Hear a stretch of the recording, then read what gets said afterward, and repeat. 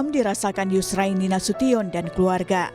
Anaknya Ibrahim meninggal dunia karena diduga mengalami perundungan dan penganiayaan oleh kakak kelasnya. Yusraini bercerita, satu hari korban menangis karena badannya sakit saat sepulang sekolah.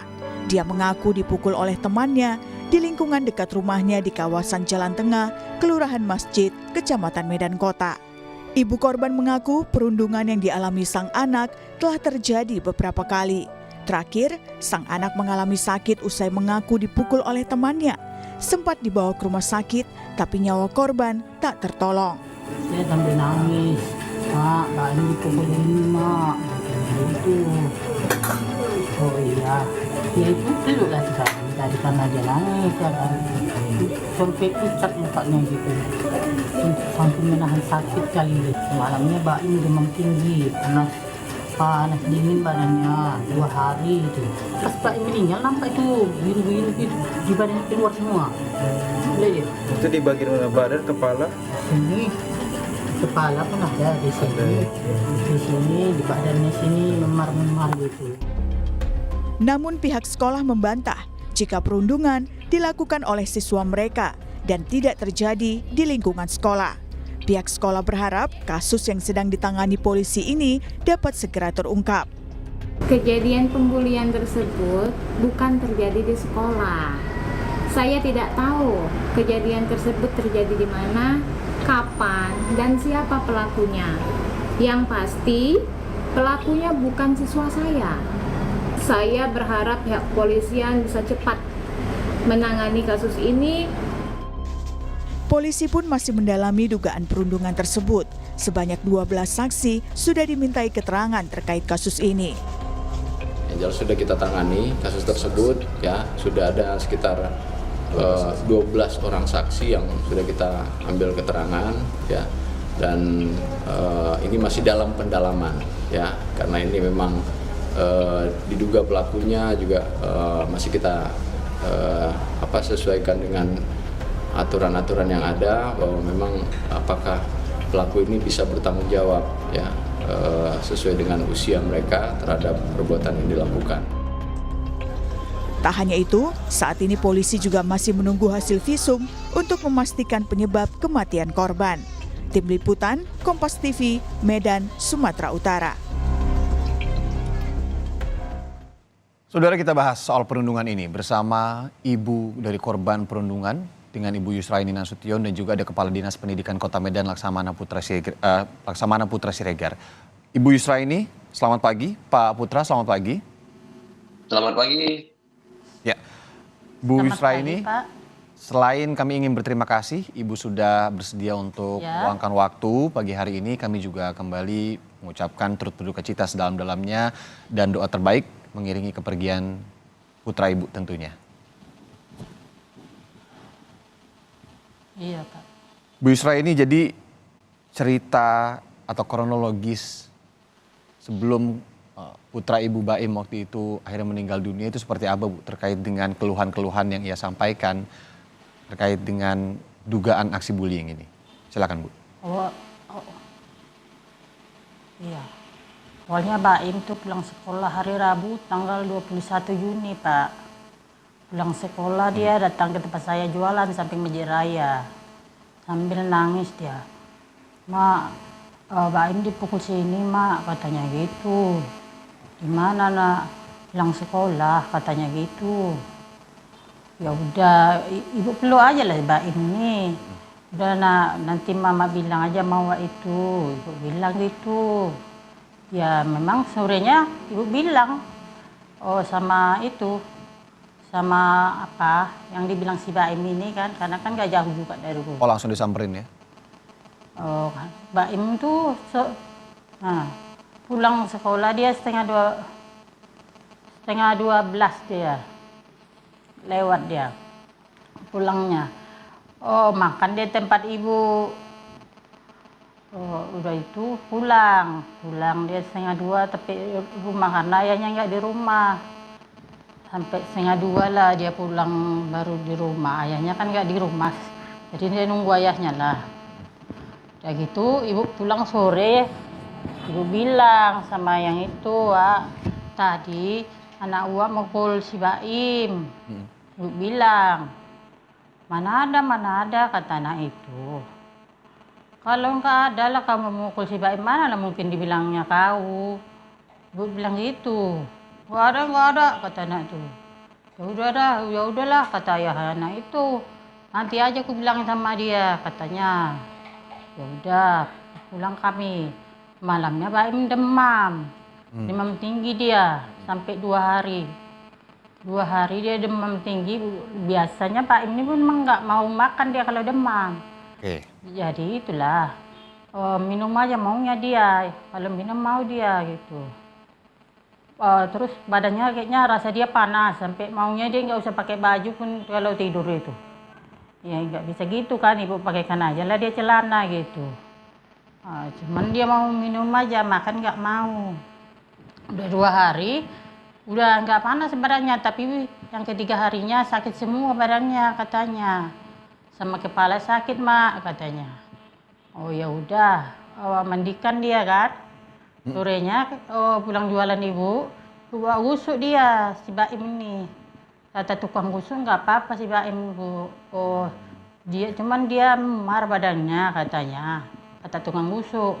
Jadi ibu tanya, tapi nggak apa-apa ini Pak. Sama tukang gusuk itu ibu bilang, nggak apa-apa bu katanya, nanti biasanya nggak apa-apa. Udah saya gusuk nggak apa-apa itu katanya.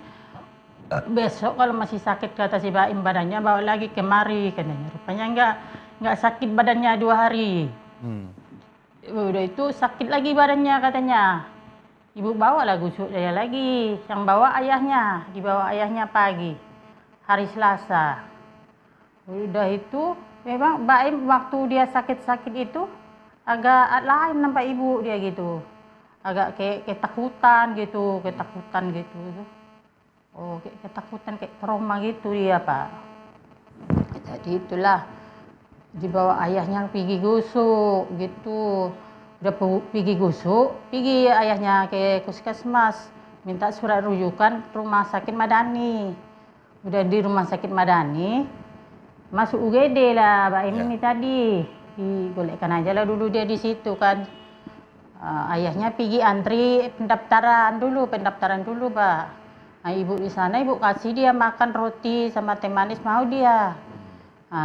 2 keping aja, tapi makin aneh ibu tengok dia kayak kejang-kejang gitu ya, kayak gini-gini dia, gitu-gitu dia. Kayak ketakutan gitu. Terus kata rumah sakit Madani, di sini bu nggak ada scanning sama apanya, alatnya scanning nggak ada kata orang tuh. Alatnya kurang gitu ya. Ibu bawa aja lah ke rumah sakit Bernadi kata orang tuh. Iya. Dibawa lah ayahnya ke rumah sakit Bernadi. Sore ibu sampai rumah sakit Bernadi, ditangani langsung sama dokter itu si Baim ini, diinfus apa kan. Tapi udah setengah sadar setengah tidak dia itu kata dokter itu. Itulah dia, tapi jumpa sama ibu, mak minta minum katanya. Rupanya nggak boleh, ibu tanya susternya, nggak boleh bu, dia kan kayak dalam keadaan nggak sadar antara dengan tidak ini kata dokter itu. Udah pergilah foto, pergi scanning namanya itu ya Pak. Udah gitu pas foto masih mengalir air matanya si Baim nih. Pas scanning pun masih mengalir air matanya itu terakhir. Berarti kan masih ada ya kan Pak ya. Ya udah siap itu baru dibawa ke ruangan, udah siap scanning, udah siap foto, dibawa ke ruangan lagi. Rupanya Baim udah tidak ada. Sebelum Baimnya hari Selasa pagi kan ibu bangun jam 3 kan ibu jualan kan, jadi biasa cepat bangun. Terus kalau ibu bangun pun ibu selalu tanya dia makan atau minum apa nak. Ibu bilang minum mak, kata minum ibu kasih. Terus yang itu udah ibu kasih minum, dia cerita dia. Baim, ibu tanya siapa yang mukul Baim nak? Tetap yang dibilangnya yang pertama itu juga. Si ini mak katanya. Baim waktu ibu bawa gusuk hari ketiganya ibu bilang lagi sama orang tua anak itu. Wah ini kayak mana ini anak aku ini? Oh, nggak tahu aku, nanti anak kau nanti pukul anak aku 4 bulan yang lalunya. Dibilangnya anakku aja yang mukul anak kau, katanya gitu. Jadi semacam Malah orang ada tuh ngajak penolakan gitu ribut ya, Bu, ya? ibu. Ya udahlah. Iya, orang tuh menolak. Selalu anak itu menolak. Aku ada enggak, mana ada aku pukul dia, katanya gitu. Itu Mbak Im cerita waktu besoknya dia pas hari dia mau meninggal itulah kan yang jam 4 pagi itu ibu cerita sama Mbak Im. Dibilangnya sampai 5 orang yang mukul dia itu, Pak. Oke. Bila dia. 5-5-nya setahu Bu Yusra ini satu sekolah nggak sama Mbak Im? Enggak satu sekolah semua, beda-beda sekolahnya. Beda-beda ya? Pak Im ini anak ibu 8 tahun umurnya, anaknya gendut, tinggi besar. Iya. Yang mukul dia ini anak kelas 5 sama kelas 4. Cukup beda jauh ya, Iya. umurnya gitu ya. Bu, ketika sebelum Iya, Mbak Im pergi itu kan dilakukan iya. scanning tadi Ibu bilang di rumah sakit. Sempet dibilangin nggak, mungkin boleh nggak Ibu sampaikan Iya. juga apa yang dibilangin pihak rumah sakit sebelumnya begitu? Ada. Penyebabnya. Rumah sakit bilang kan ada hasil foto, ada pembekuan darah di kepala Baim. Pas Baim gusuk itu nggak ada nampak biru-biru, Pak. Nggak ada nampak biru-biru, tapi pas Baim meninggal nampak biru-biru itu di badannya itu, Pak. Banyak sekali, Bu. Itu kayak dipakai besi gini kan dia gitu, Pak. Biru-biru di sininya, di badannya gitu. Pas dia meninggal nampak.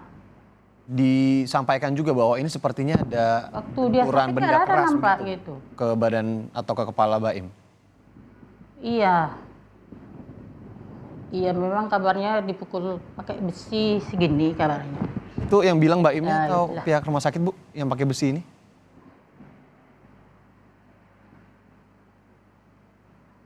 Ada yang nampak. Gitu. Ada yang bilang.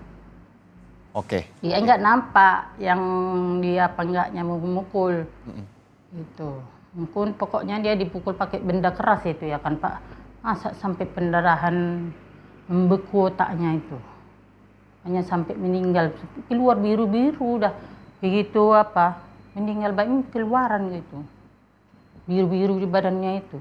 Pas sakit nggak ada nampak biru-biru. Pas sakit, pas diurut itu juga belum nampak gitu, Bu ya, belum kelihatan ya. Oke. Iya Ibu nggak ada Yusra. nampak. Iya, ibu mandikan dia pun nggak ada nampak. Ya. Nanti kita balik ke Bu Yusra ini dulu. Cuman katanya badannya sakit, kepalanya sakit gitu. Ya. Selanjutnya saya izin ke Pak Putra Siregar. Pak Putra, jadi kalau sejauh ini kan memang polisi sudah turun. Informasi terakhir ada 12 orang atau anak gitu ya yang diperiksa, yang diselidiki. Sekolah sudah menyangkal bahwa itu bukan siswa mereka dan tidak terjadi di lingkungan sekolah. Kalau Dinas Pendidikan sendiri Ya. sejauh ini punya informasi apa Pak Putra terkait dengan kasus ini? Apa yang sudah diselidiki dan tengah diselidiki? Ya, tentunya pada saat kejadian, pertama kami turut berduka cita Bu Yusra ini atas kejadian yang dialami oleh almarhum Ananda Ibrahim, Baim, dan tentunya kita sangat menyesalkan ya bisa terjadi Iya. hal-hal seperti Meninggal itu. nggak menyangka, Pak. Nah, informasi yang Sampai 5 orang Kami- Pak, yang dibilang Baim itu.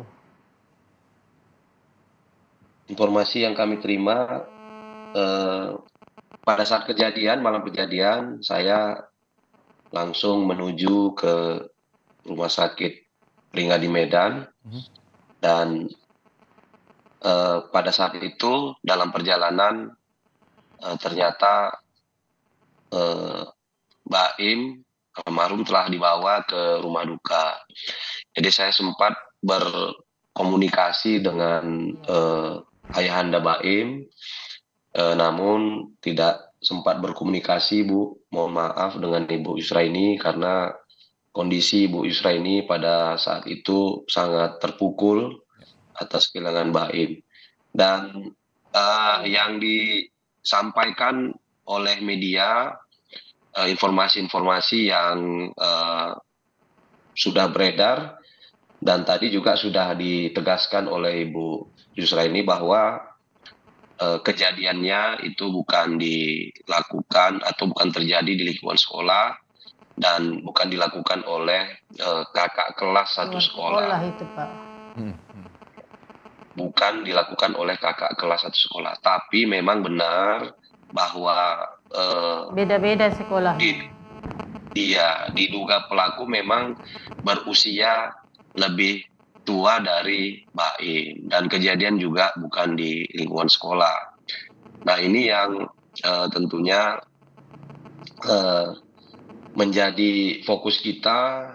Bagi kami tentunya bukan masalah satu sekolah atau terjadi di luar sekolah, tapi ini tentunya menjadi pembelajaran bagi kita bahwa masih ada area yang atau ruang yang belum dapat kita jangkau, baik oleh pihak sekolah, kemudian pihak orang tua, maupun oleh masyarakat. Kalau kita lihat urutan kejadiannya bahwa kemudian terjadi di luar lingkungan sekolah, tapi juga tidak berada persis di dekat rumah Baim, almarhum Baim. Tapi kejadiannya itu antara sekolah dengan rumah. Gitu. Jadi ada kejadian yang kejadian itu terjadi di antara rumah dan sekolah, dan inilah yang sebenarnya harus kita perhatikan dan ke depan seyogianya kita lebih peduli ya bahwa pendidikan atau bagaimana kita ikut mendorong agar pendidikan ini bisa lebih bagus. Ternyata ada peran aktif ya masyarakat, dan tentunya nanti dari hasil penyelidikan dari pihak kepolisian tentu ada orang-orang yang menyaksikan ya, seperti yang disampaikan oleh Ibu Yusriani, Ibu almarhum, Ibu korban, bahwa sebenarnya ada saksi-saksi yang menyaksikan itu, tapi kemudian bisa tetap terjadi, dan ini yang bagi semua pihak harus menjadi evaluasi untuk memastikan tidak terjadinya hal-hal seperti ini, bahwa keluarga dan pihak sekolah juga belum cukup untuk memastikan tidak terjadinya hal-hal yang demikian lagi. Masyarakat juga harus berperan aktif ya, masyarakat harus lebih peka, lebih peduli terhadap hal-hal yang mungkin disaksikan ya dan dialami oleh masyarakat. Ini lebih peka, lebih peduli, sehingga bisa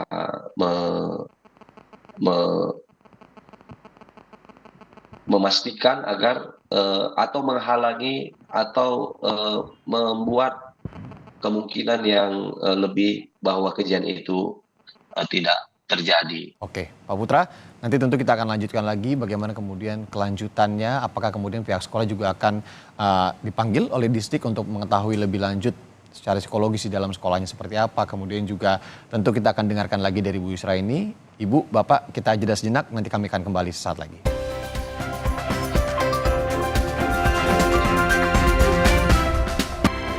Kita masih terhubung dengan Ibu Yusraini Nasution, ibu dari korban perundungan, dugaan perundungan yang kemudian menyebabkan meninggal dunia, dan juga ada Kepala Dinas Pendidikan Kota Medan, Laksamana Putra Siregar. Saya kembali sedikit ke Pak Putra. Telepon, Bang. Pak Putra, jadi ke depan sebenarnya apa yang kira-kira akan dievaluasi terkait dengan sistem pembelajaran? Kalau tadi memang sudah tepat sekali bahwa peran serta masyarakat ini harus lebih aktif lagi, karena ada titik-titik di mana pemantauan orang tua dan sekolah ini sepertinya putus di tengah itu begitu ya. Kita bilang misalkan di perjalanan antara sekolah dan rumah misalkan. Tapi kalau dari Dinas Pendidikan sendiri, apa langkah-langkah konkret yang bisa dilakukan untuk mengantisipasi hal-hal semacam ini ke depannya terjadi lagi, Pak?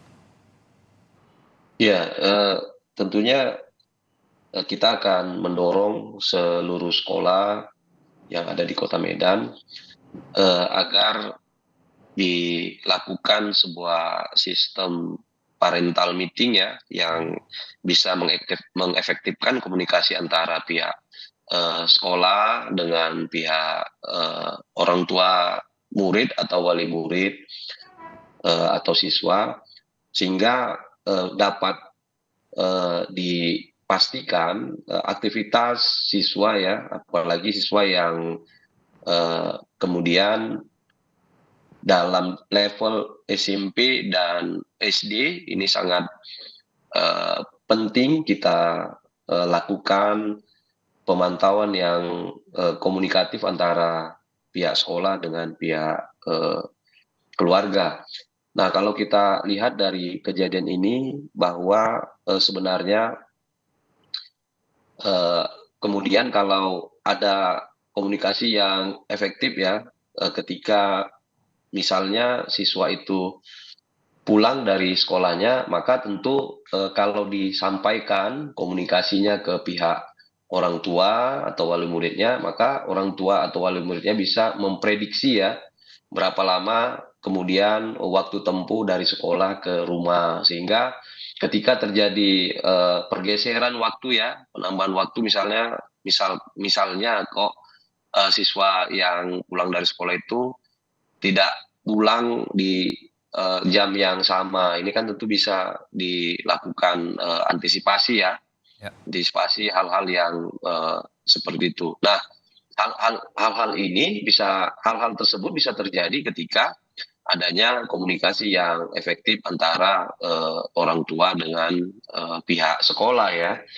Nah, kalau kita lihat saat ini dalam konteks Merdeka Belajar, hal-hal yang seperti ini, komunikasi antara orang tua dengan sekolah ya, dengan siswa, dan apalagi sekolah-sekolah yang kemudian berpredikat sekolah penggerak itu, dia kan harus bisa menciptakan ekosistem ya, ekosistem pembelajaran yang melibatkan masyarakat di sekitar sekolah tersebut. Yang dalam artian tentunya masyarakat yang selain di sekolah tentu masyarakat di Oke. tempat peserta didik. Nah ini yang kemudian bisa men-trigger ya atau menstimulus kemudian masyarakat lebih peduli ya, lebih care, lebih peka terhadap pelajar ya atau kita katakanlah anak-anak yang berusia Baik. berusia seperti Tadi ya, pelajar. parental meeting kemudian juga komunikasi yang lebih efektif ini diharapkan akan diselenggarakan lebih giat lagi begitu ya, yang akan kemudian diinisiasi oleh Dinas Pendidikan ke sekolah-sekolah yang ada. Bu Yusra, ini kalau sejauh ini nama-nama tadi kan yang disebutkan Ya, oleh Pak. Mbak Im itu kan apakah sudah dilaporkan ke polisi dan bagaimana kemudian perkembangan Ima. penyelidikan kasus ini atau dari polisi ke ibu? Udah diapakan polisi, Pak. Udah dipanggil, orang tuh udah dipanggil. Oke, tentu kalau dari cerita yang didapat, apakah kemudian kalau Mbak Im kan sempat nyebutin beberapa nama begitu Ibu ya. Apakah nama-nama ini memang sering disebut Mbak Im sebelumnya? Iya, Atau baru orang. kejadian kemarin aja Bu? Sebelumnya satu orang tua aja yang sebutnya. Besok dia mau meninggal sebutnya sampai 5 orang itu, Pak. Oke. Oh, sebelumnya Pak, satu orang itu aja. dipukul di jalan pulang sekolah, bukan di sekolah. Mbak Im sempat bilang Bu, kejadian tepatnya itu di mana sih ketika Mbak Im dipukul itu? Enggak dibilangnya, ibu tanya. Pak Im dipukul di mana? Enggak dibilangnya. Enggak dibilangnya sih. Kenapa dipukul? Enggak dibilangnya juga. Diam aja dia. Mungkin sudah terlalu sakit badannya semua, Pak.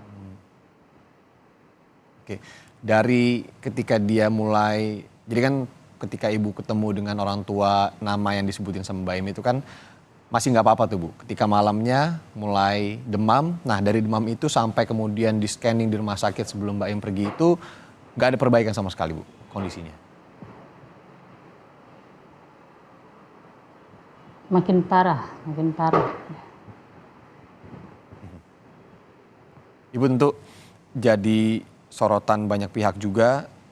Kalau dari Ibu Yusraini sendiri, harapan ke depan terkait dengan kasus-kasus seperti ini, seperti apa? Apa yang ingin Ibu sampaikan di pagi hari ini? Apa yang ingin Ibu tumpahkan mungkin agar mungkin kejadian seperti ini tidak terulang lagi? Mudah-mudahan polisi segera mendapat orang-orangnya dan tahu di mana lokasinya gitu. Tuh. Ya kan, jadi biar lebih mudah polisi mengatasinya. Karena ini kan anak-anak, jadi perlu lebih banyak bukti-bukti gitu Pak. Terus orang tua juga antar jemput anak itu sekolah, diantar jemput gitu. Lebih diperduliin lah anaknya gitu ya kan Pak.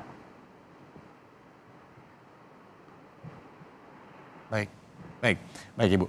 Ke Pak Putra, mungkin terakhir Pak Putra, ini terkait dengan pihak sekolah sendiri, kalau komunikasi dengan pihak sekolah sudah sejauh apa, kemudian ke depan bagaimana Anda melihat penerapan Permendikbud 82 tahun 2015 juga tentang mengantisipasi hal-hal semacam ini terjadi Pak?